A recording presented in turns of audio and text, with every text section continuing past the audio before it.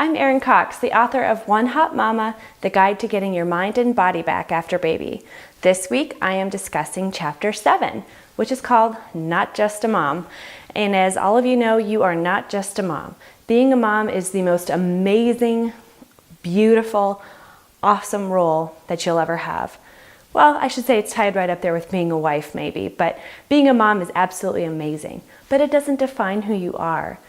Now, I was actually inspired to write the title, Not Just a Mom, during a writing workshop, and the leader of the workshop was Cheryl Richardson.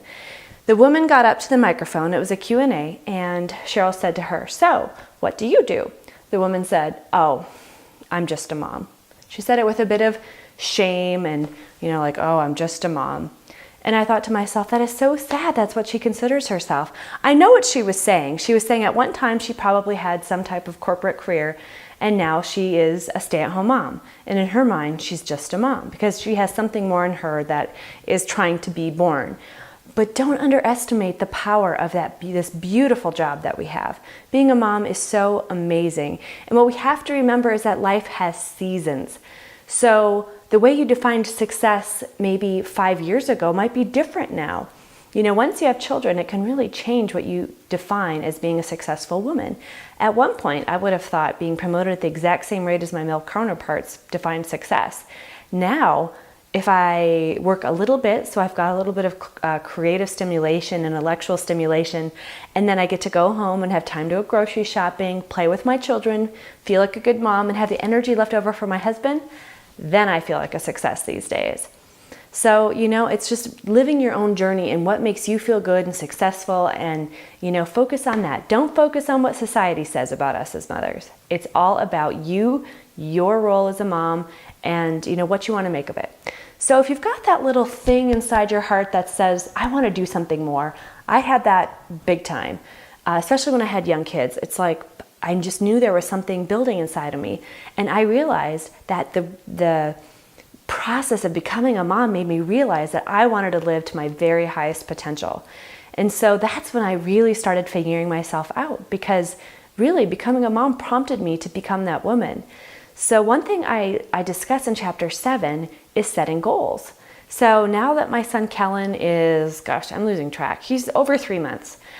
I'm starting to set some big goals again. They're a little bit out because I don't want to travel too much when he's really little. But I'm going to set some big goals for speaking engagements. I want to do some big things. And I have to put it down on paper. The thing about them is that these big goals out there aren't just going to happen unless I set smaller tasks and goals to get myself there. So the goals have to be attainable. They have to have deadlines. Even if you're a mom and you're staying at home, set yourself goals, whatever they might be. Get a scrapbook done, maybe start blogging. We all need goals. We all need something to aspire to. So then in Chapter 7, I talk about the impacts of sugar. Well, it's actually a section about carbohydrates, a little bit of an informative section. But what I really wanted to drive home is that we all eat way too much sugar. The average American consumes 180 pounds of sugar per year. Wow, I hope I'm way below that. But if you really take an evaluation, where do you think you are? Are you about average? Are you above? Are you below? Well, sugar has so many negative effects on your health. It causes premature wrinkling. It causes bloating. It can exacerbate depression, asthma. Oh gosh, I could go on and on. So if you're eating too much sugar, girl, you gotta stop. It's been a hard one for me. And I do a little stevia in my coffee, and other than that, I have been reading labels. I'm trying to cut sugar out for the most part. I am not above having some dark chocolate every night, but it's just in the processed food. You find sugar in places you don't expect to. And then finally, in Chapter 7, I talk about having a guilty pleasure. Now, a guilty pleasure is something maybe a little lowbrow that, you might not do every day, but it's something that's just for you. It's kind of indulgent, something that makes you just feel good and happy. Nobody needs to know about it. If it's your Us magazine and whatever, maybe you're gonna read a book and eat chocolate in the bathtub. Maybe you're gonna watch some really smutty Housewives of Beverly Hills. Whatever it is, you could just do it, enjoy it, savor it, take it as a little rejuvenation and something you do just for you. When you are giving and giving and giving all day long, do something just for you. What is my guilty pleasure going to be?